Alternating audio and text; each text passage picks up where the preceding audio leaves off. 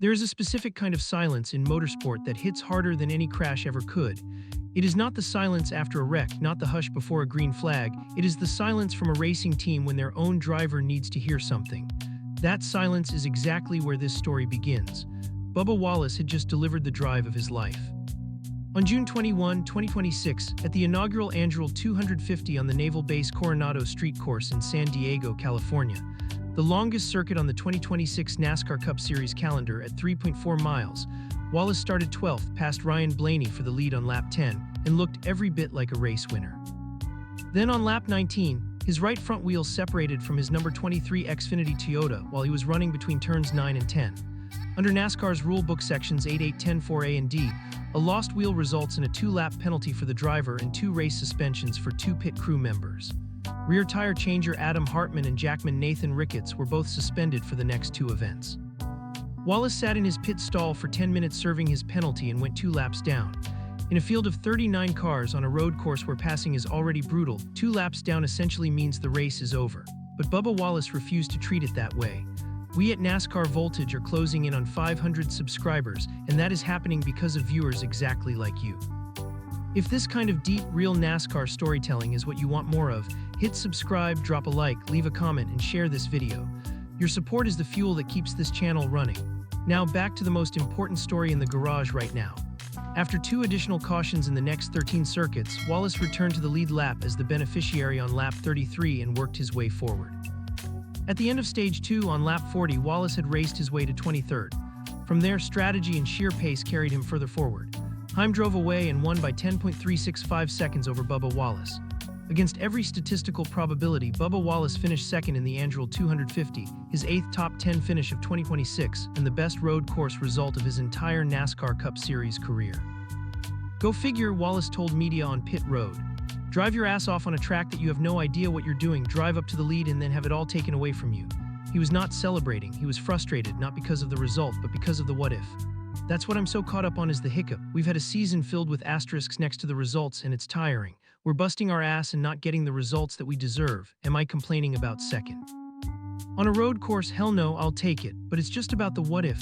That statement, a season filled with asterisks, tells you everything about the pressure building inside 23XI Racing's number 23 camp heading into the very next weekend. Wallace himself had joked in the days before San Diego that the race might change his Sonoma luck. I thought about that when we're 2 laps down. I'm like, maybe my Sonoma weekend will go better because that place kicks my ass, Wallace said with a smile. The data backed up the concern. Wallace's average finish at Sonoma Raceway is 24, the worst at any track with 7 or more starts in his Cup Series career. So when Bubba Wallace rolled into the Sonoma garage 1 week after San Diego, the entire 23XI organization carried the weight of a momentum swing they desperately needed to sustain. Just 7 days after delivering the best road course finish of his NASCAR Cup Series career, Bubba Wallace looked ready to carry that momentum into Sonoma Raceway. The number 23 Toyota showed encouraging speed throughout Saturday's sessions, and Wallace appeared to have a legitimate chance to secure one of his best starting positions of the season on a road course. Then came qualifying. Bubba Wallace's promising weekend at Sonoma Raceway took a painful turn after a crash during NASCAR qualifying forced the 23XI Racing driver to the back of the field for Sunday's Toyota/Save Mart 350. Wallace showed impressive speed early in the session and appeared on course for a strong starting position before his run ended in the Turn 9 gravel. Wallace was exiting Turn 9 and went slightly too wide, driving over the gravel outside the pavement track. Wallace lost all grip and his car spun 180 degrees. His car would then contact the safer barrier between turns 9 and 10. NASCAR's own X account posted the footage with nothing more than an emoji. That reaction from the sport's official channel said everything that words could not. The 23XI Racing driver lost control of his number 23 Toyota Camry while trying to save the car after it got loose exiting turn 10, sliding into the outside wall and sustaining significant front-end damage. Wallace climbed from the car under his own power and was evaluated and released, confirming he was uninjured. The incident all but guarantees Wallace will start Sunday's NASCAR Cup Series race from the rear of the field.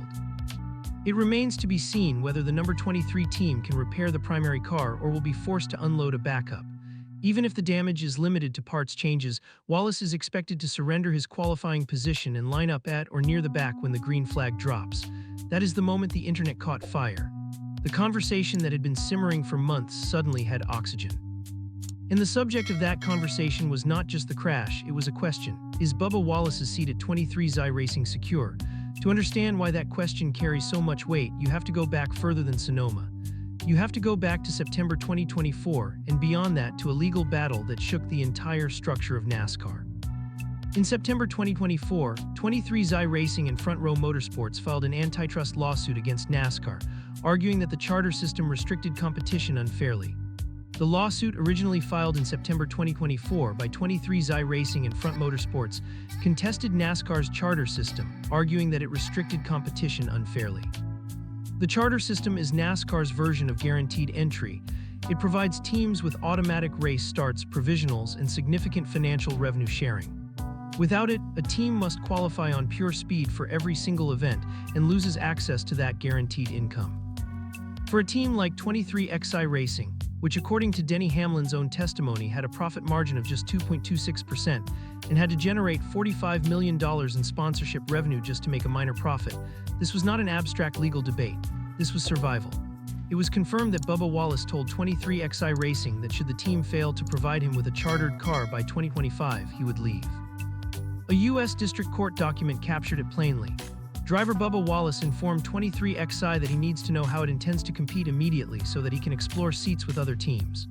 That statement, filed in federal court, was considered evidence of imminent harm and factored directly into the court's decision to grant a preliminary injunction in December 2024, allowing the teams to race as chartered entries while the lawsuit proceeded.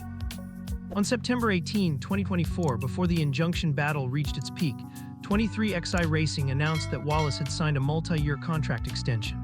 From day one, Bubba has been an integral part of 23xi. We're excited to announce that he has signed a multi-year renewal and will continue to play a key role in helping 23xi grow and succeed. Forward together, so read the team's official statement. But the contract had a catch that nobody missed.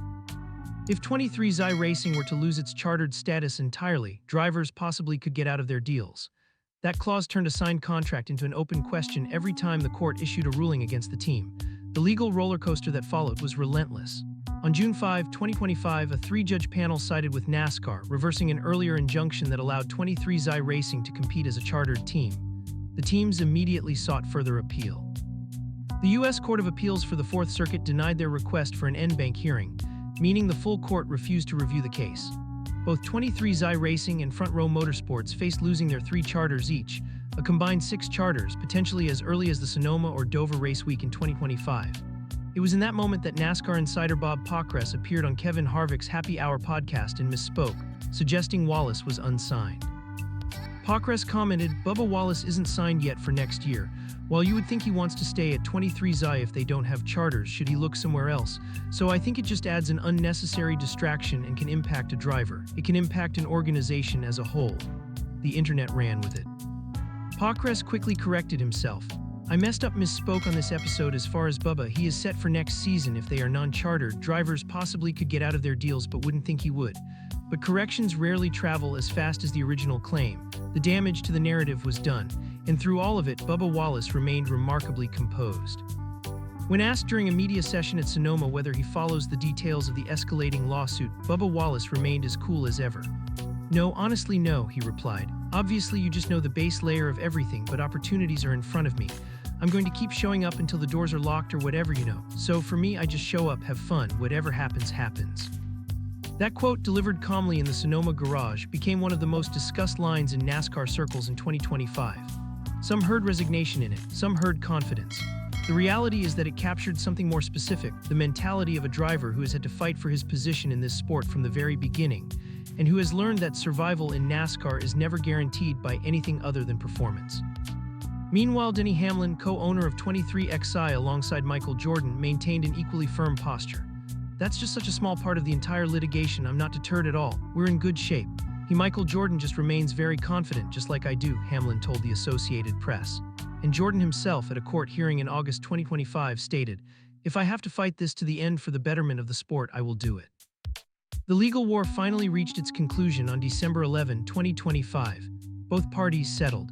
The settlement included both 23xi Racing and Front Row Motorsports receiving their 6 charters back and compensation for lost income from the previous races that were unchartered. Charters for all teams will be permanent. The settlement also increased the three-strike rule to 5, guaranteed teams revenue from NASCAR's international media rights deal, and required NASCAR to pay 23XI Racing and Front Row Motorsports an undisclosed amount in monetary damages. It was a significant win for the teams, and it meant Bubba Wallace's contract, tied to charter status, was now on the firmest ground it had stood on since the lawsuit began. The 2026 season arrived with renewed energy for 23XI. With his longtime sponsor McDonald's leaving the team, Bubba Wallace partnered with Hardee's as a primary sponsor for multiple races. The organization expanded, and Wallace's teammate Corey Heim was confirmed for a number 67 Toyota in 2026. The team that nearly fell apart under legal pressure was now operating as a three-car, fully chartered organization. Which brings everything full circle to June 27, 2026, and a Turn 10 gravel trap at Sonoma Raceway. Wallace ran wide exiting Turn 10 on his final qualifying lap, dropped into the gravel and spun before making contact with the barrier. The crash caused front-end damage to the number 23 Toyota, forcing 23XI Racing to make repairs that will send Wallace to the rear of the field for Sunday's Toyota/Save Mart 350. The crash itself was not unusual in the context of Sonoma's unforgiving layout. What made it extraordinary was the timing, 1 week after the best road course drive of his career, at a track where he statistically struggles the most, with a playoff spot on the line. Another disappointing road course finish could make Wallace's NASCAR Cup Series playoff fight even more difficult as the regular season enters its final stretch. The calls on social media grew louder. Fan pages posted his average finish at Sonoma. Critics cited the 2025 season struggles. The phrase Bubba Wallace leaving 23XI started trending. In 23XI Racing's response, the team focused on repairing the car, no statement defending their driver, no social media post pushing back, just mechanics working on a damaged Toyota in a Sonoma garage.